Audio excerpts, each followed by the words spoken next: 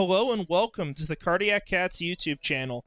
I'm your host, Jacob Shorba, and we're here quick for a video just because we have a new signing for the Jaguars. They have signed former return man Velus Jones Jr. from the Chicago Bears. So we're going to talk quick about this, what you need to know about Velus, and what this really means for the Jaguars. Now, I'll put this simply at the start. This is not a Christian Kirk replacement. This is more so that someone else is going to take over for Christian Kirk. It's going to be Parker Washington. Washington has been the return man for the Jaguars since Devin Duvernay went down went down in week 5. And they've got one more week at least until Duvernay could return at the very earliest. So we don't even know if he'd be back that early, but they're going to need someone to come in and return, and they don't really have someone, right? I mean, the only other guy that I know of that they've really worked with, and I'm sure there's a couple others, but I know Christian Kirk was working with punt returns at one point, kick returns, and he's the guy who got injured, right? So they had to bring in someone, and Jones is a very interesting choice. It's not only a positive thing, by the way, and most people who have looked up anything on Velus yet are going to very much probably not feel too great about this move. Because the thing with Jones is that he has really struggled with ball security. He's had some brutal muffed punts. He's had some brutal fumbles. I was just looking up some stuff on him again because I know I'd heard about this before. But just going to this article, for example, like since he came into the league, right, he's had tools that made him an exciting player to be a return man. You know, running a phenomenal 40-yard dash, 4.31 seconds. You know, people saw him. Best return man in the draft class.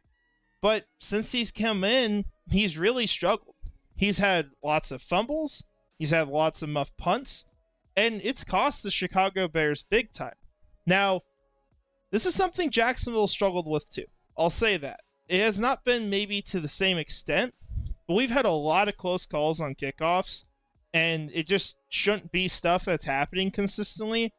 That's my concern, obviously, with this move. There's always a chance that you bring in a player and, you know, maybe this is the get-right opportunity for him. Maybe that, you know, he needs a wake-up call of, hey, you're not in Chicago anymore. That team gave up on you. You may not get many more chances.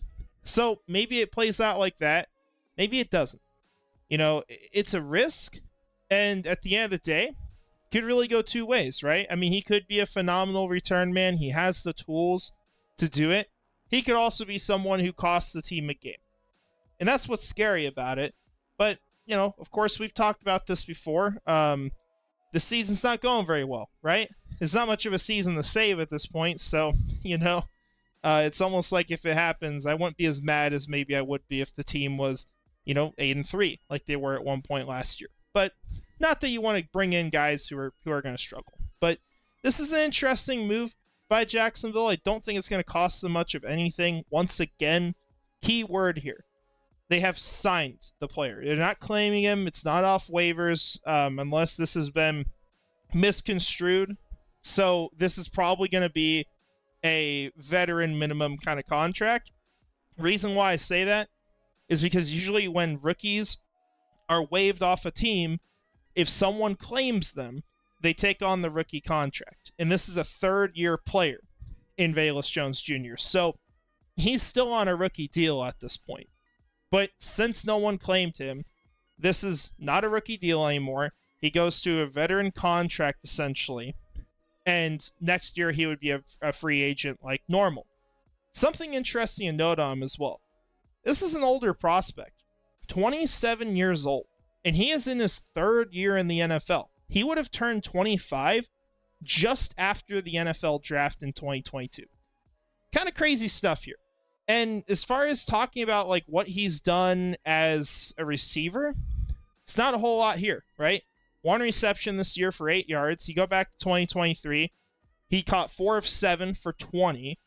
In 2022, it's 107 yards, catching 7 of 12.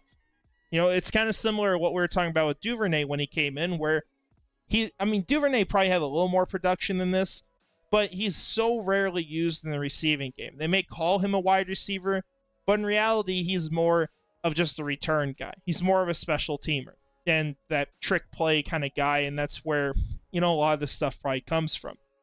So, just some stuff to know. And it's interesting, too, they have him listed as a running back.